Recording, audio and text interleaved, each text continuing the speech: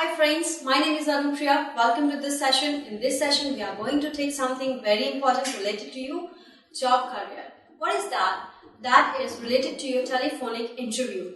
And in that interview, you are being asked few more important questions. But just because we are not prepared much, so we are unable to answer them in a proper manner. So, इस session में मैंने आपके लिए उन कुछ questions की list prepare की है जो कि फ्रीक्वेंटली आपसे पूछे जाते हैं और उनके कुछ की आंसर्स भी आपके लिए सर्व करूंगी जो कि आप यूज करके बेटर वे में आंसर दे सकते हैं. So look at the first question. What is that? Tell me little about yourself. यहाँ पर ये नहीं लिखा है tell me something about yourself. There is a difference. जब हम वॉक इन इंटरव्यूज के लिए जाते हैं या फिर हम face to face interview face करते हैं, वहां पर भी हमसे ये क्वेश्चन पूछा जाता है. डिफरेंस ये है, there you are free to speak more. Definitely more doesn't mean कि आप बोलते ही जाओ, बट स्टिल आप थोड़े लीनियंट होते हो फॉर्मल मैनर में ज्यादा बोलने के लिए, क्योंकि ये आपको फोन पर पूछा गया क्वेश्चन है और आपका फर्स्ट राउंड है.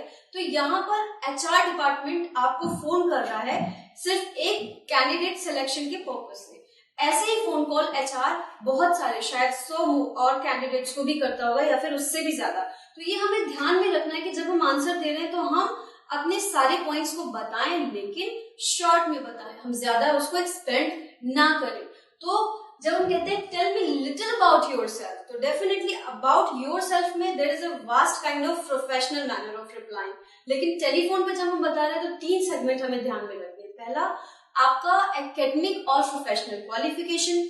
दूसरा सेक्शन है आपका अगर आपके पास ऑलरेडी कोई जॉब एक्सपीरियंस है तो आप अपना वो एक्सपीरियंस का ड्यूरेशन बताएंगे. और थर्ड और लास्ट पॉइंट जो आप बताएंगे वो बताएंगे कि आपकी करंट कंपनी का क्या नाम है और आपकी वहां पर क्या पोजीशन है. Only 3 information in this section, क्योंकि you will take a pause and you will get a chance to interviewer to ask you more questions. आपसे और क्वेश्चन भी पूछे जाएंगे.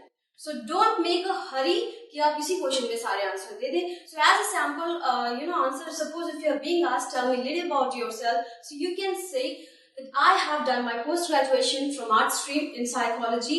As well, my academic qualification is concerned, I'm an MBA and I have done 3-year degree course from XYZ Institute in soft skill training. Currently, I'm having an experience in my kitty of 7 years as a trainer, and my current organization is XYZ, where I have been assigned as a soft skill trainer, senior soft skill trainer, where I am having all my major job responsibilities. So 3 informations you have given.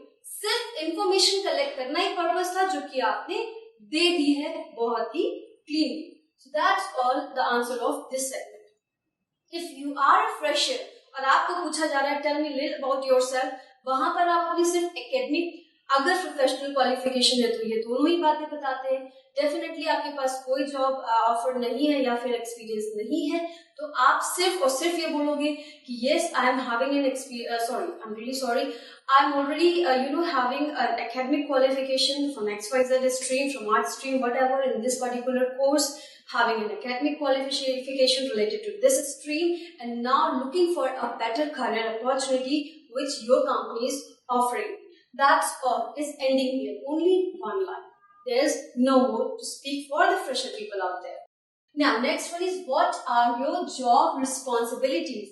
If you are already associated with any company, जब आपने first question का ये answer दिया कि आप already कहीं काम कर रहे हो, तो डेफिनेटली आपसे आपकी जॉब रिस्पॉन्सिबिलिटी पूछी जाएगी, क्योंकि जो ऑर्गेनाइजेशन आपको हायर करने जा रहा है वो ये जानना चाहेगा कि आपकी पोजीशन तो जरूर लिखी हुई है और वहां पर आप अपने की नोट्स भी देते हो, लेकिन आपकी मेजर जॉब रिस्पॉन्सिबिलिटीज वहां पर हैं क्या.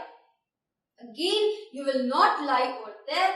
यहाँ पर भी आप ब्रीफ रहोगे जो काम आप करंट कंपनी में कर रहे हो, क्योंकि सपोज आप एक बैंक में हो, बैंक एक्सपैंड होता है, बहुत सारे फॉर्म्स होते हैं. बैंक में म्यूचुअल फंड भी सेल किया जाता है, अकाउंट्स भी खोले जाते हैं, डीमैट अकाउंट्स भी होते हैं और वहां पर इंश्योरेंस भी सेल किया जाता है.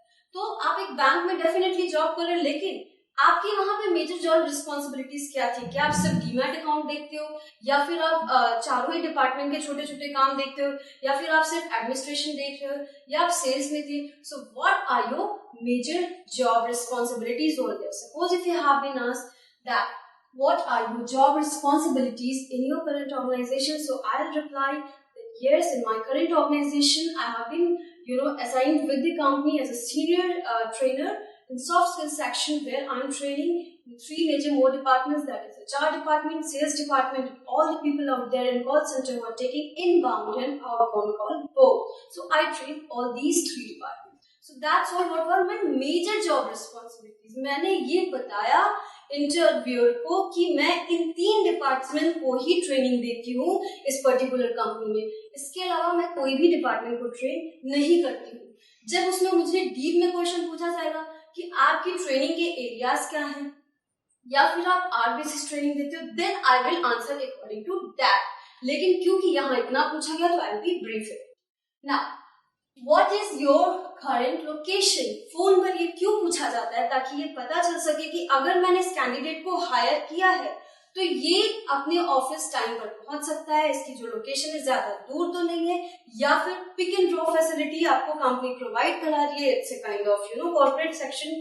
तो क्या ये इसके सेक्शन में आता है या नहीं आता है जिस एरिया में आप पिक एंड ड्रॉप प्रोवाइड कर रहे हो? So the very straight answer of this question is I am residing at this particular address. My current location is this one.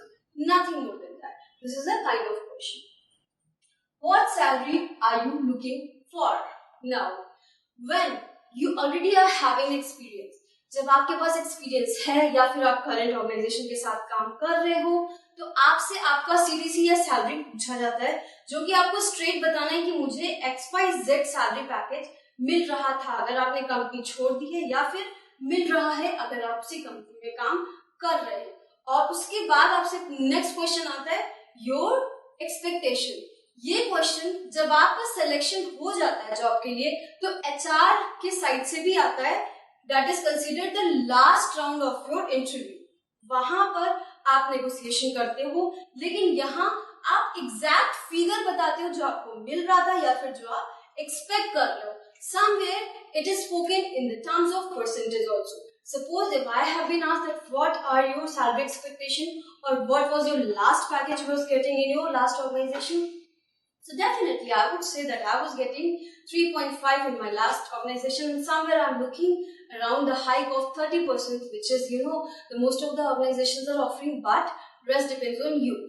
अगर आप फ्रेशर हैं, आपके पास डेफिनेटली कोई एक्सपीरियंस नहीं है, तो कोई सैलरी पैकेज भी आपका नहीं होगा.